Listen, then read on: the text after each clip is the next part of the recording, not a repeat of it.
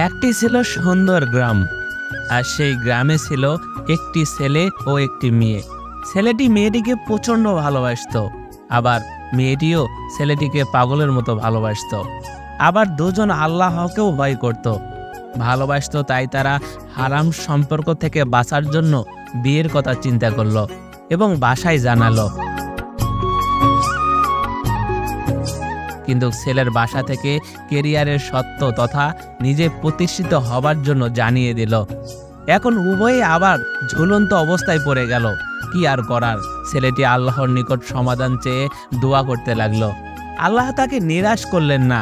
ছেলেটি এবার মেয়েটিকে এই হারাম সম্পর্কের ক্ষতি সম্পর্কে জানালো, প্রস্তাব দিল সবুর করার। বলল, তাকদিরে থাকলে যোগাযোগ না করলেও একদিন ঠিকই মিলিত হব।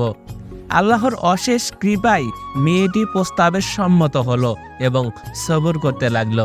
ছেলেটি কিছু নসিহত প্রদান করে মেয়েটির সাথে যোগাযোগ করা বন্ধ করে দিল।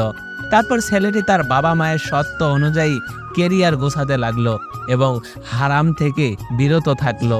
আর এই দুইজনই পরস্পরের ভালোর জন্য আল্লাহ তাআলার নিকট দোয়া করতে লাগলো। এভাবেই তারা পরস্পর হারাম সম্পর্ক থেকে আল্লাহ তাআলার মহব্বতে পৃথক হয়ে গেল। আমাদের সমাজে বিবাহকে ফেলা হয়েছে কঠিন এবং জিনা ব্যভিচারকে করা হয়েছে সহজ, এমনকি রাষ্ট্রীয়ভাবেও তাই হয়েছে। আফসোস ওই সকল পিতামাতার জন্য ও রাষ্ট্রপ্রধানের জন্য যারা এই নিয়ম এবং নীতিটা বানিয়েছে। আমাদের উচিত ছিল আমাদের সমাজে বিবাহকে সহজ করার আর জিনা ব্যভিচারকে কঠিন করার, কিন্তু তা না করে আমরা উল্টোটা করছি।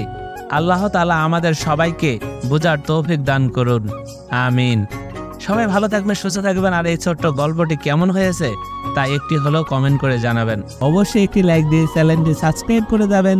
ধন্যবাদ সবাইকে। আসসালামু আলাইকুম, আল্লাহ হাফেজ।